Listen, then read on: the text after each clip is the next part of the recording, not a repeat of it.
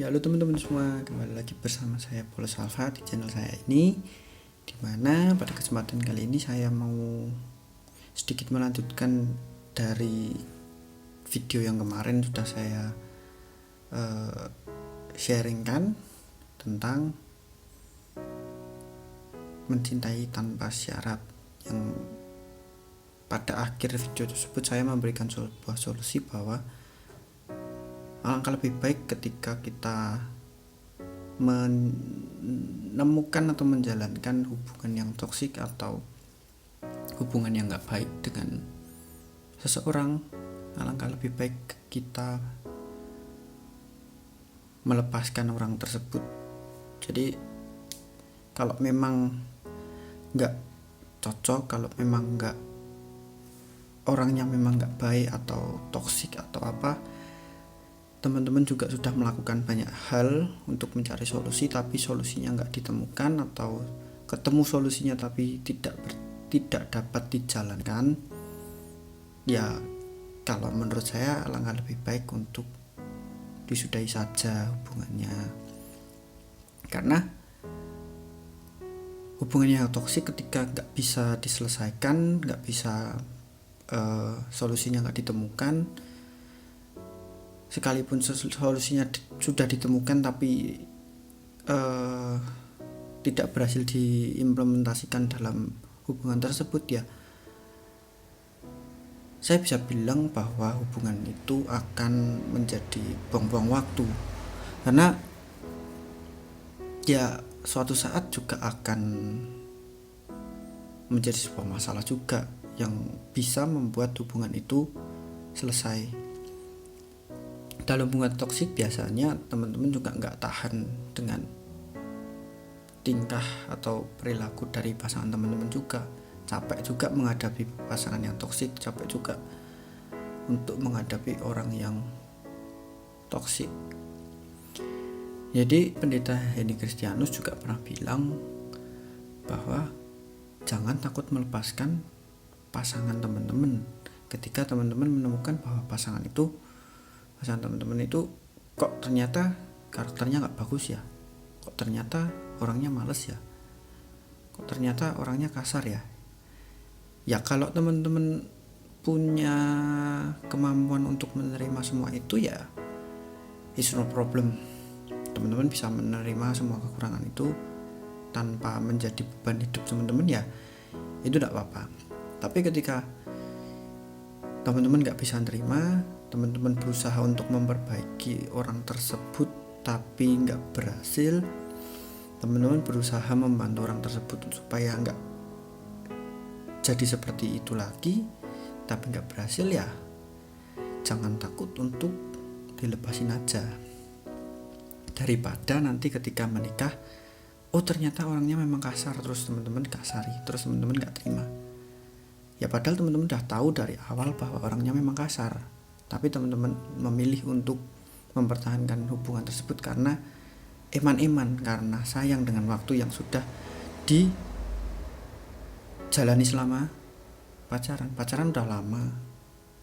Terus teman-teman udah tahu sifatnya begini begitu, dan ternyata teman-teman lebih sayang terhadap orang tersebut karena eman-eman dengan hubungan yang sudah teman-teman jalani selama ini. Ya jadi jangan sampai membuang waktu berkepanjangan yang akhirnya juga hubungannya selesai dengan alasan yang sama. Jadi menurut saya akan lebih baik ketika teman-teman membuang waktu setahun, 2 tahun, 3 tahun, 4 tahun, 5 tahun, 7 tahun, 10 tahun pacaran, daripada teman-teman membuang waktu seumur hidup teman-teman bersama dengan orang itu ketika teman-teman sudah menikah. Ya kan kalau nikah itu janji nikahnya itu seumur hidup, nggak ada janji nikah tuh bertahan hanya 10 tahun, hanya bertahan 20 tahun. Pernikahan itu kan seumur hidup. Ya tapi kalau teman-teman punya pilihan, ya kan bisa cerai, ya itu urusan teman-teman sendiri. Kalau saya tidak ada pemikiran untuk bercerai ketika sudah menikah. Ya menikah itu sekali seumur hidup, sudah selesai. Jadi makanya itu memilih pasangan itu harus benar-benar dipahami pasangannya seperti apa, didalami, dicari tahu buruk-buruknya seperti apa, dicari tahu baiknya kayak apa, jeleknya kayak apa, teman-teman bisa menerima atau enggak. Ya kalau nggak bisa menerima ya teman-teman harus mikir gimana caranya supaya bisa menerima atau cari solusi, bisa menerima atau enggak, bisa diperbaiki atau enggak. Kalau memang sudah berbagai upaya dilakukan tetapi memang nggak bisa, ya solusi terbaiknya adalah bubar. Jadi kalau dilanjutin pun menurut saya juga akan bubar pada waktunya juga, karena akan ada di mana teman-teman nggak bisa mengendalikan diri teman-teman ketika teman-teman berada di situasi yang tidak enak atau bisa dibilang hubungannya toksik. Ya jadi saya juga mau mengutip kata-kata dari Pastor Aditya Uluan, di mana bahwa akan lebih baik untuk terlanjur lama daripada terlanjur rusak. Jadi ada statement dia juga bilang bahwa seringkali kita sayang karena hubungannya udah lama. Akhirnya kita mencintai memori, bukan mencintai dia. Ya jadi kita mencintai memori bersama orang tersebut, kenangan-kenangan yang sudah kita lalui bersama orang itu, masa-masa indah bersama orang itu. Kita mencintai itu, bukan lagi mencintai orangnya karena hubungannya toksik. Jadi dia juga bilang bahwa tidak setiap orang bisa jadi pasangan hidup. Ada orang yang memang hanya jadi pengalaman hidup. Jadi nggak semua orang yang hadir dalam hidup kita itu bisa jadi pasangan hidup kita. Ada orang-orang yang dihadirkan dalam hidup kita itu supaya jadi pengalaman hidup. Ya saya juga sudah mengalami itu, orang hadir dalam kehidupan saya dan itu menjadi sebuah pengalaman di mana sangat berharga buat saya dan membuat saya berubah dan bisa membuat diri saya menjadi lebih baik lagi. Ya seperti dalam video yang pertama kali saya sharing itulah yang terjadi. Jadi orang tersebut hadir dalam hidup saya untuk merubahkan diri saya, merubahkan hidup saya, merubahkan pola pikir saya. Dan kalau bisa dibilang kalau orang tersebut gak hadir dalam hidup saya, video ini tidak akan pernah ada, karena gak akan kepikiran juga saya untuk sharing seperti ini. Ya jadi menurut saya solusi yang saya berikan tersebut adalah best of the worst.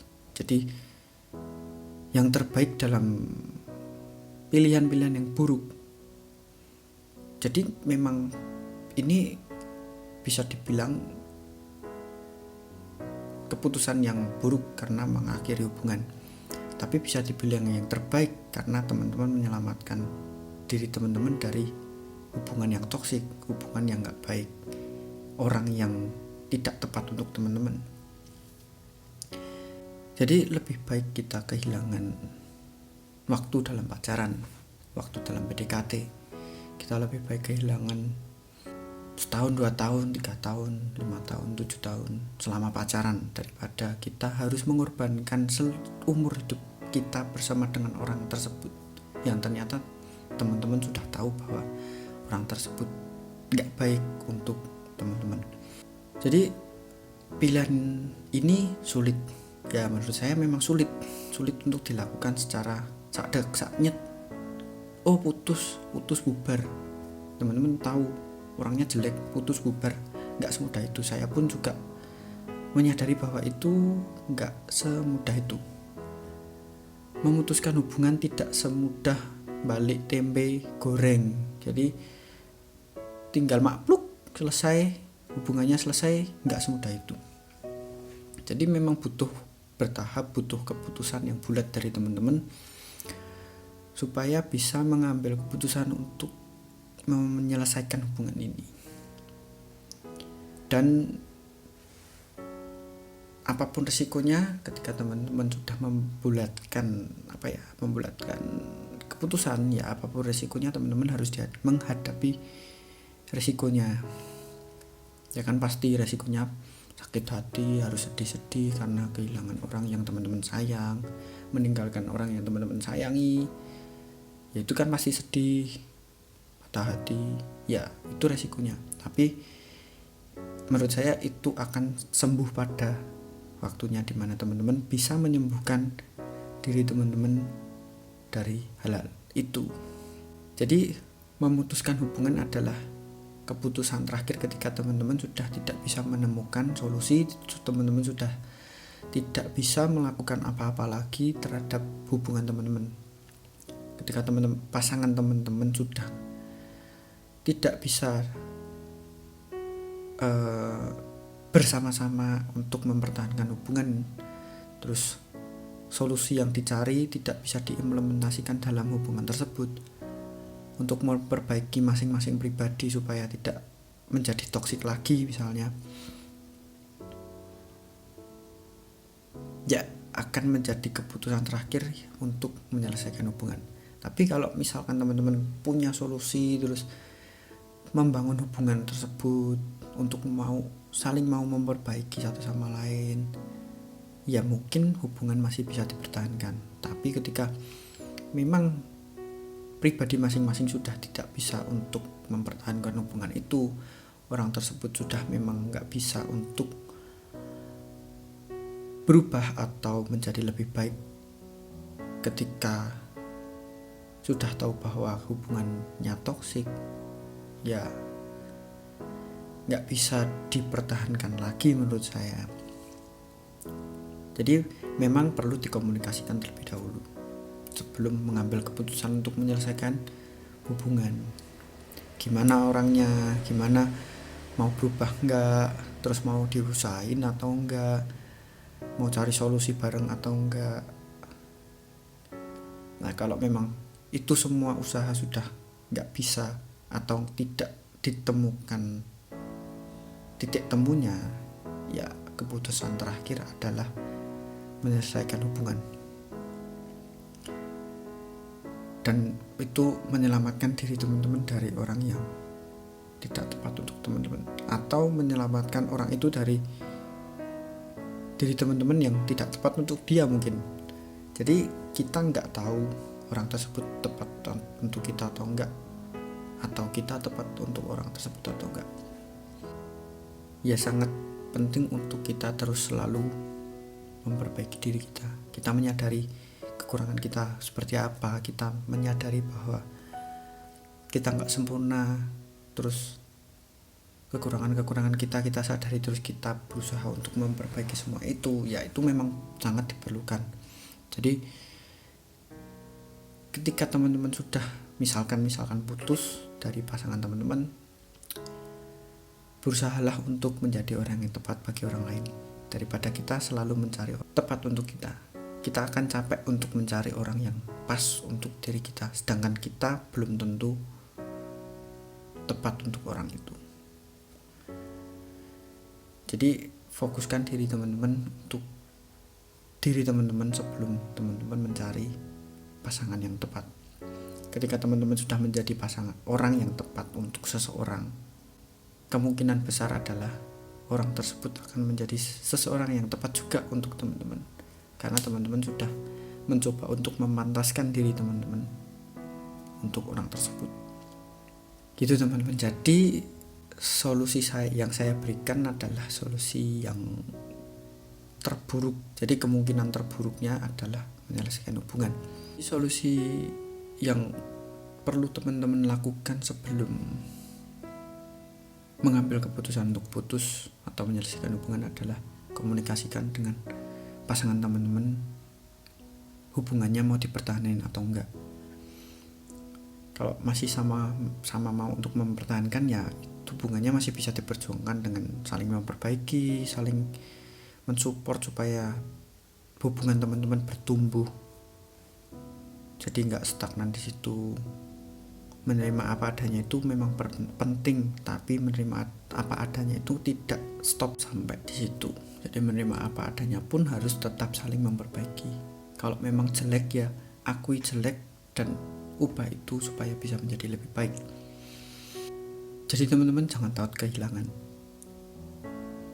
Mending teman-teman kehilangan waktu dalam pacaran yang menahun daripada teman-teman kehilangan waktu teman-teman seumur hidup dalam pernikahan dengan orang yang tidak tepat untuk teman-teman, yang kemungkinan besar akan menyiksa teman-teman.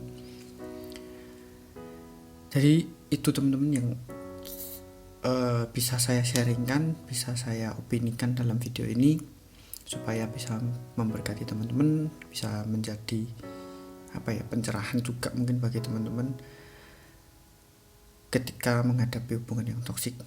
Jangan takut kehilangan seseorang yang toksik menurut saya. Oke teman-teman, terima kasih sudah dengerin video ini sampai selesai.